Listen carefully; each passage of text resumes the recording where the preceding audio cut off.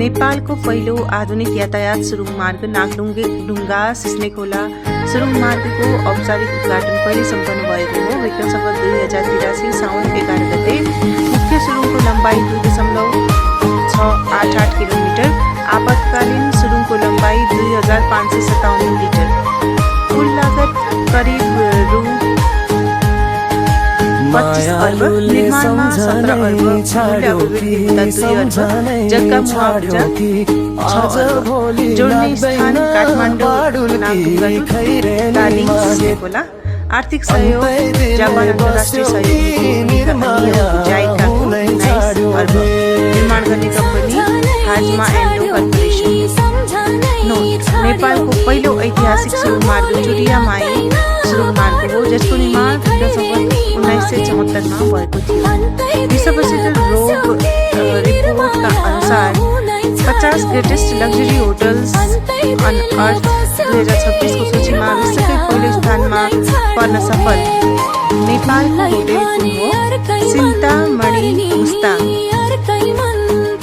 गणित क्षेत्रको नोबेल पुरस्कार मानिने प्रतिष्ठित फिल्ड्स मेडल प्राप्त गर्ने पहिलो चिनिया गणितज्ञ को हुन्? हङ वाङ र चिनिया गणितज्ञ हङ वाङ यो प्रतिष्ठित मेडल जित्ने विश्वकै तेस्रो महिला गणितज्ञ बनिन्।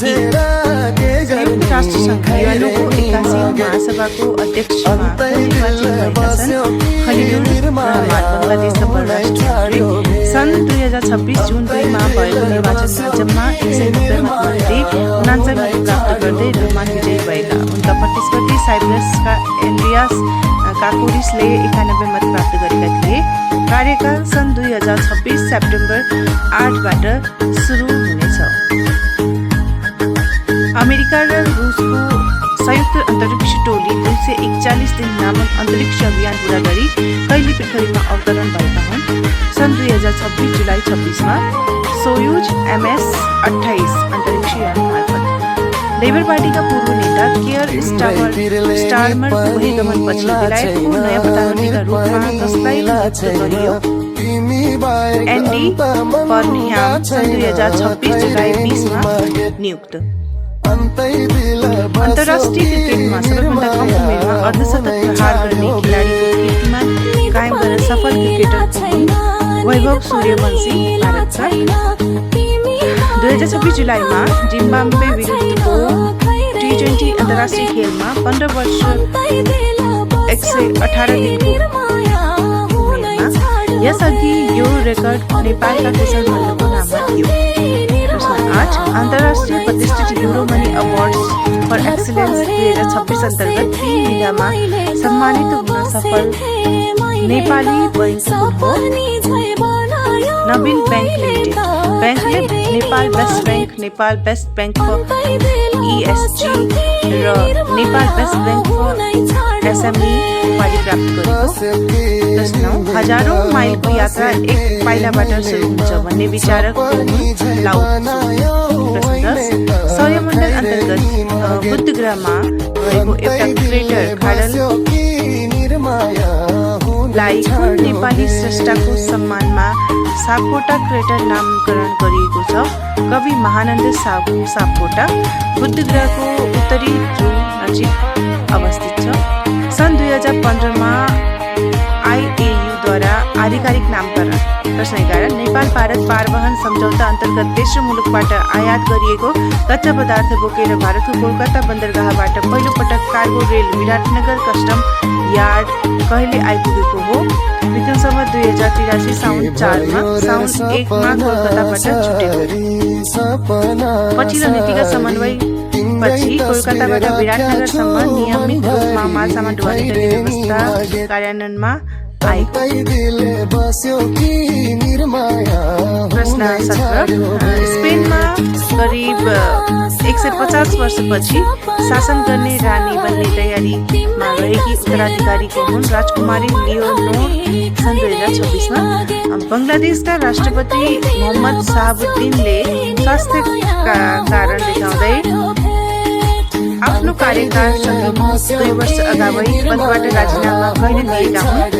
सन् 2026 जुलाई 24 मा। भारतमा बहुचर्चित नीट मेडिकल प्रवेश परीक्षाको प्रश्नपत्र चुहावट प्रकरणसँगै चर्किएको 1 महिनाभन्दा लामो आन्दोलन, शिक्षा मन्त्रीको राजीनामासँगै आन्दोलनरत कक्रोच जनता पार्टी र सरकार बीच कुन मितिमा सहमति भएको हो? सन् 2026 जुलाई 25मा। परीक्षाको प्रश्नपत्र लिक प्रकरणमा विद्यार्थी र युवाको आन्दोलन चर्किएपछि भारतका केन्द्रीय शिक्षा मन्त्री धर्मेन्द्र प्रधान राजीनामा दिन बाध्य भएका। मनोरम ढुम्बाताल कहाँ छ? घरबझोड मुस्ताङमा। 15औं साफ च्याम्पियनसिप पुरुष प्रतियोगिता कहिले आयोजना हुने भएको छ? सन् 2026 नोभेम्बर 4 देखि 17 बङ्गलादेशमा। नागरिक अगुवा तथा पूर्व मन्त्री डाक्टर देवेन्द्र राज पाण्डेको निधन कहिले भएको हो? विक्रम 2083 साउन 1 मा 87 वर्षको उमेरमा। नेपाल सरकार मन्त्री परिषदद्वारा राष्ट्रिय सदाचार नीति 2083 कहिले स्वीकृत गरिएको हो? विक्रम 2083 असार 18 मा। छिन्नलता गीत पुरस्कार गुठीद्वारा छिन्नलता गीत विशेष सम्मान 2082 बाट कसलाई सम्मान गरियो? वरिष्ठ कलाकार मदन कृष्ण श्रेष्ठ। पुरस्कार राशि रु 1 लाख। गीत रचनातर्फ वरिष्ठ गीतकार डाक्टर नवराज लम्सार। पुरस्कार राशि रु 1 लाख। नेपाल विद्युत प्राधिकरणका अनुसार आर्थिक वर्ष 2082-83 मा नेपालले भारत र बङ्गलादेशमा विद्युत निर्यात गरी कुल कति रुपियाँ आम्दानी गर्न सफल भएको छ? रु 29 अर्ब 32 करोड 47 लाख। एकै वर्षमा 18 अर्ब 76 करोड 48 लाख रुपियाँको खुद व्यापार बचत गरेको। यो अघिल्लो वर्षको तुलनामा 4 गुणा भन्दा बढी हो। 4 अर्ब 53 करोड बढी हो। Thank you.